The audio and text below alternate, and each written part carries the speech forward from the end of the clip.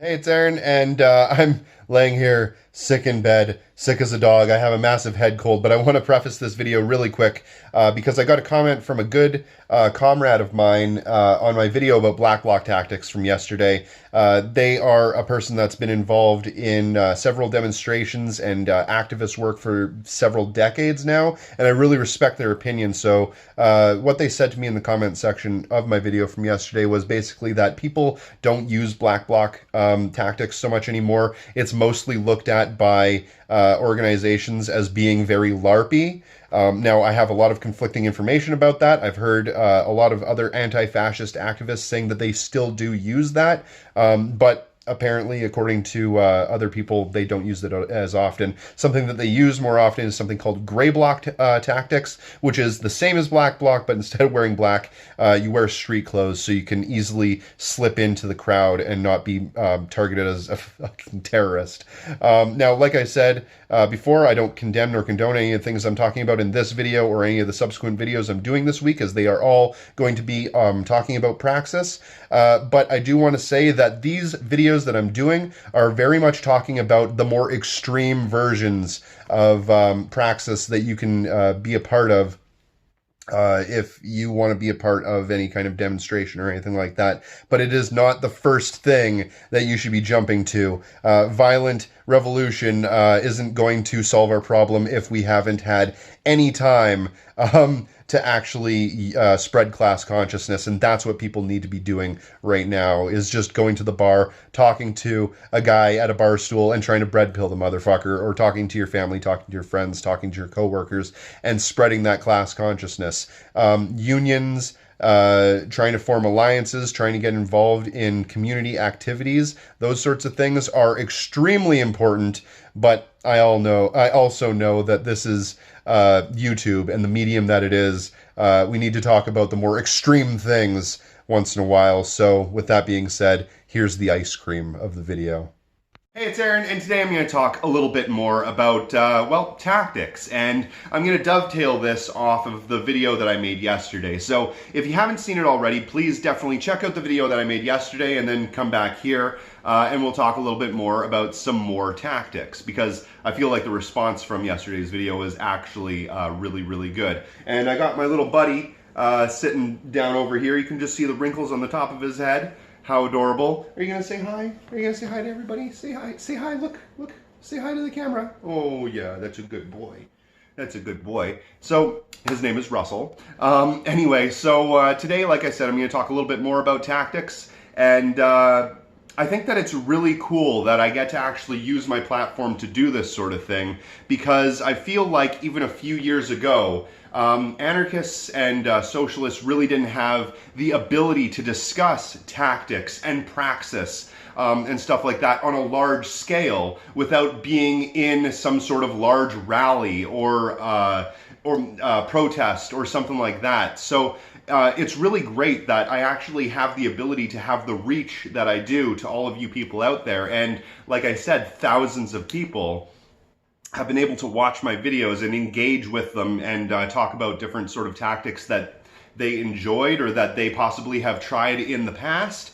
And I really appreciate that. So definitely, if you have more information about tactics, or you want to talk about your experiences while you have been involved in any sort of movement or demonstration, please take a second and write some comments in the comment section down below. It helps the channel as well, and it really helps to get the rest of our comrades together to actually see the experiences from people who have actually been in these situations, and be able to engage with them, talk to them, and find out that they too can be part of the solution, part of the revolution, if you will. So, like I said, today I'm going to be talking a little bit more about tactics.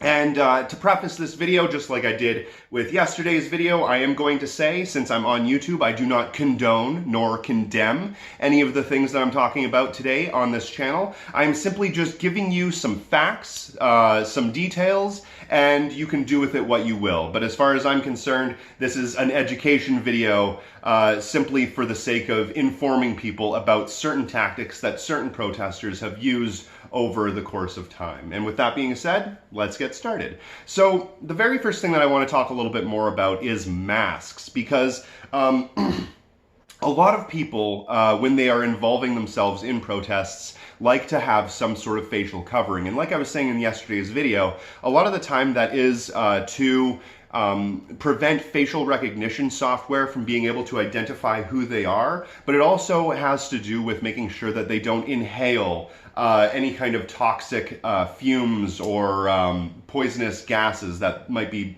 being lobbed at them, like pepper spray, mace, smoke grenades, that sort of thing.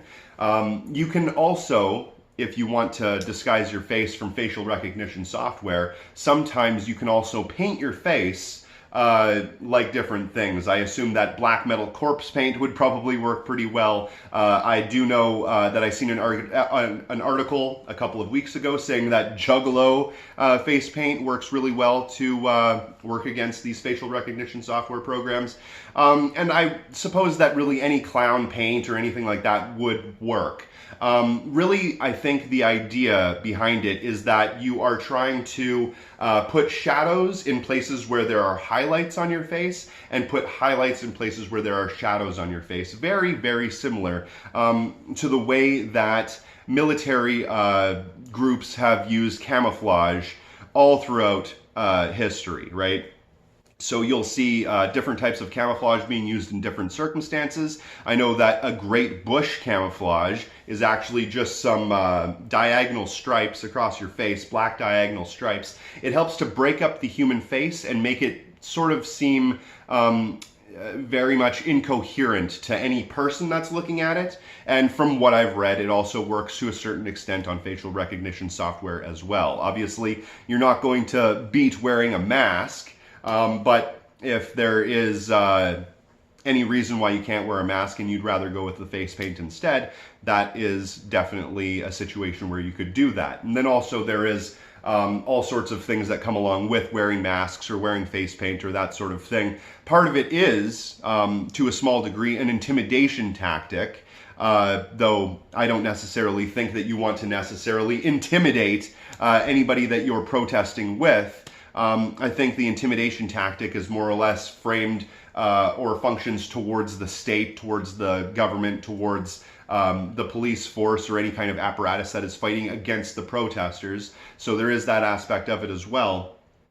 But there is also the aspect, like I was saying before, about protection, right? So when you're talking about some sort of facial covering, the first thing that I brought up was gas masks, right? You can also have bandanas that are soaked with different chemicals like vinegar and so forth that can try to stop the penetration of certain chemicals, but really you're not going to get anything better than the thing that was created to stop those specific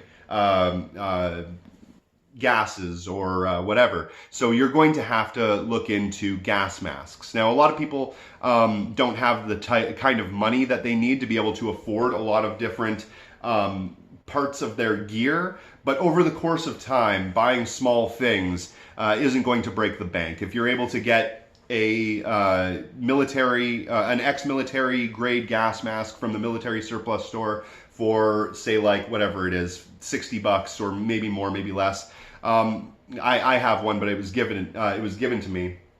If you're able to get one for that much, you know, save up for it, get that, but then make sure also that you're getting the right kind of canister to go with that gas mask, because you're gonna have to think about it that certain canisters are only going to work for certain things, and the kinds of chemicals that are going to be used against you in a protest are going to have certain chemical compositions. So it's up to you to take a look and see what kind of chemical compositions they have and see what kind of canister will work best for that specific mask. Obviously, you can get different types of chemical masks for, say, commercial or industrial use as well, and those also have different filters that you want to put on them. Some of them are very good for working against, say, different types of acids. Some are really good for working against different types of smoke and chemicals, that sort of thing. So it is going to take a bit of research for you to find out exactly what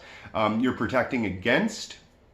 And if there's a history in the town that is in question of them using any kind of force against protesters in that way, then it's probably a good idea to look into what types of chemicals they're using so you can carefully plan out and decide what protection you need to be wearing for that specific situation. And like I said at the beginning of this video, I am not endorsing, condoning, nor condemning the use of any of these things. I'm just simply putting out facts, and that's basically how gas masks function.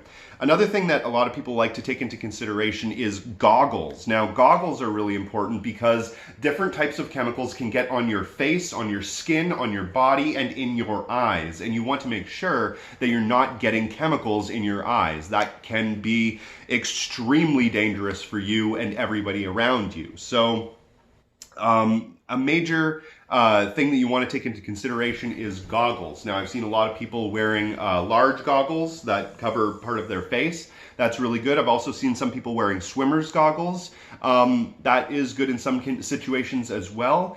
The one thing that you want to think about is that a lot of these chemicals, for example, pepper spray, I believe mace, actually sticks to the body, right? There are different chemicals that they use that actually stick to the skin, and water will actually make them worse. And if you get that on your face, in your eyes, you're going to have a serious problem. And even if you are wearing goggles, it is going to stick to your face. It's going to stick to your facial hair. It's going to stick to anything that's exposed. So when you take those goggles off, you might still have mace in your eyebrows or on the tops of your eyelids or whatever, on your right here. So it can drip down and it can end up back in your eyes again. So you have to take special precautionary measures to make sure that those sorts of situations are mitigated as much as humanly possible and you don't get any of that chemical in your eyes. I'm going to take 1 second away from this just so I can express how depressing and dystopic it is that I'm talking about this right now as though it's just a thing that we have to deal with, because it is just a thing that we have to deal with in 2019, current year, where we actually have to worry about getting toxic chemicals in our eyes because we don't want to die thanks to catastrophic climate change. Wow.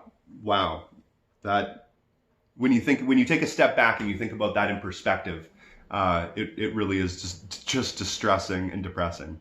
But I'm going to continue and march forward because we got a lot of ground to cover here. So, like I was saying, goggles are extremely important. And if you get chemicals on your skin, you're going to want to use a certain type of solution to get it off of your skin. Now, I've heard of a lot of people being able to pour milk in their eyes, and that helps to get a lot of the mace or pepper spray away without hurting you so much. I believe the fats in the milk are actually what work. But I've also heard of people using milk of magnesia mixed with sometimes water. Definitely don't use my chemical experience to go make a batch of anything because I'm not an expert on this. This is something that if you're interested in, you definitely want to look up. But the reason why they use milk of magnesia rather than milk is very simple. Milk can spoil. There are a lot of other chemicals that you can use that work against the capsaicin or whatever it is that is burning your skin. So it's definitely important to look into those sorts of things and prepare accordingly. And like I was saying yesterday with your black block, right? If somebody is wearing the black clothing with the facial covering and the helmets and that sort of thing, make sure that as much of your skin as possible is covered, so if you do get sprayed with any kind of chemical, you can take off those clothing and you can put on something different that you might have stored away in your backpack. That is something that you really have to pay attention to, and make sure that you're coordinating with your comrades, right? Again, I'm not endorsing this, I'm just saying that they make sure that they coordinate with their comrades so they can have one person that is going around and helping people that are getting knocked down and doing as much first aid to them as they possibly can, making sure that they have that milk ready or whatever it is ready so they can help people that get knocked down, say from rubber bullets, bandaging them up, bean bags, water cannons, that sort of thing. A lot of people get extremely injured, very badly injured by the state when these protests happen. That's what you have to worry about when you are fighting for your rights. The state, the government, is not going to give them up willingly. They want to hurt you. They want to maim you. But it's unlikely that they're going to all out shoot you to death. They are going to use less than lethal tactics to incapacitate you, but it's likely that they're not going to shoot you with actual bullets. But if they can maim you, by golly, they fucking certainly will maim you. And I've even heard instances where they've laced water cannons with pepper spray as well. But anyway, moving forward from that, and remember, water makes mace worse. So when you're sprayed with mace and water, okay. Anyway, so moving forward from that, another thing that protesters typically carry with them, especially modern protesters, is lasers, laser beams. And that is very, very tactical. One of the reasons why is that laser beams can be used, again, to work against facial recognition software. So if there are drones flying around taking pictures, if there are cameras being pointed at you by government officials, whatever it is, you can be using those lasers en masse. When you have lots of people with lasers, you can be using those to blind any kind of facial recognition software or any kind of computer or whatever that's trying to take video of the surroundings, and that is trying to find out who these protesters are. So lasers are praxis, extremely good praxis. If you had said in 1950 that protesters were using laser beams against the police in protests so they could fight for their rights, people would look at you and say, yeah, that makes sense, actually. That makes total sense. And you probably have flying cars as well. So lasers really important. Another thing along those lines is noisemakers. So when you have noisemakers, little rattly things or banging drums, whistles, whatever it is, what you do is you basically create a barrage of noise that make it impossible for the opposing force to communicate and to work together. Now, there are going to be certain agencies that have worked towards mitigating this by wearing earphones, that sort of thing. But it is definitely one of the tactics that has been used for decades against opposing forces, is to just bewilder them with lots and lots of noise. That way you can kind of make them unable to communicate with one another, and it's extremely distracting. Another thing that can be implemented nowadays in protests and in demonstrations that couldn't have been implemented even a couple of years ago is drone technology. And drone technology works for every side, right? It's one of those tools that the opposing force is going to be using against you, and that you can also be using to your advantage. Like I was saying a moment ago, if there's an opposing force using drones, you can have all kinds of jamming technology that can disrupt those drones from being able to relay information. You can also shine lasers at those drones and discombobulate the motherfuckers and drop them out of the sky. I've seen that happen as well. I'm not sure if it was the lasers exactly themselves that confused the drone and dropped it out of the sky, or if it was just the operator just completely unable to know what direction was up, but it definitely works. But drones can also be implemented by protesters to be able to see where their opposing forces are coming from and prepare. They can also be used as reconnaissance droids to make sure that you have exits, escape routes and that sort of thing pre-planned, so you can carefully and tactfully get away from an opposing force if necessary. Yeah, and that works really well. But the same problems apply with drones on one side as they do on the other side. They are subject from being knocked out of the sky by say government officials or fascists or whatever it is in the same manner. So keep that in mind. Garbage cans. Now, I was talking about using garbage cans as shields yesterday, and I was talking about the kind of garbage can that has the hingeable lid. When you open up the hinged lid and you have the garbage facing in front and the hinged lid is in front of your face, water cannons will actually spray at that hinged lid and drop spray down into the garbage can, filling it up, and that creates a bit of a blockade. So you can actually use those as a certain amount of makeshift barrier. But the other thing that I didn't talk about is what I've seen many anti-fascist demonstrators using, which is metal garbage cans that they've actually cut in half and turned into shields that way. So basically what you do is you take one of those old school metal oil drums or burning barrels, and you cut it lengthwise from top to bottom, pretty much right in half. And inside you either weld or you affix in some way some sort of handle that allows you to hold on to it. And you can do it in different ways. You can have it like this, you can have it like that.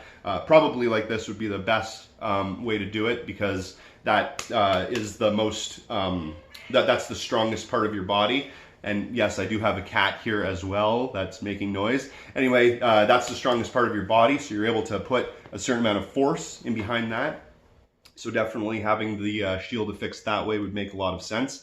And that works towards one of the tactics that I was talking about, which is the phalanx, right? So a phalanx, like I was saying yesterday, is when you have a row of individuals with shields and spears, and they're followed by another row of individuals and another, all with shields and spears, and they are basically protecting a group of people that are in behind all of that, or in the center of the group, or what have you, from being attacked.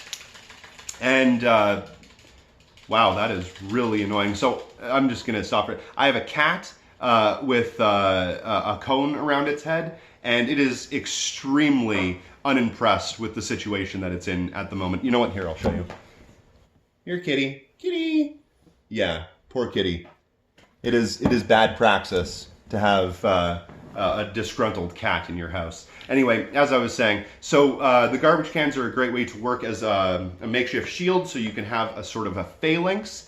And yesterday I was saying that you wouldn't have spears because that's probably a bad idea, but something that has been implemented, or at least has been talked about being implemented many times, is something called a jabber. Now, a jabber is kind of like a spear, but more like a broom. Or it can be a pole with a bunch of padding duct taped to it. Basically, it's a non-lethal long stick. And it's implemented very much in the same way as a spear is implemented, where you will have that row, that phalanx of people standing in front with shields, and you'll have people in behind with these jabbers, these long poles with whatever it is, foam or whatever attached, and they actually are able to basically get in the face of the opposing force without actually injuring anybody. You don't want to set out trying to hurt people. That's not the idea. The idea is to win, basically, and fucking stabbing somebody with a spear doesn't make you win.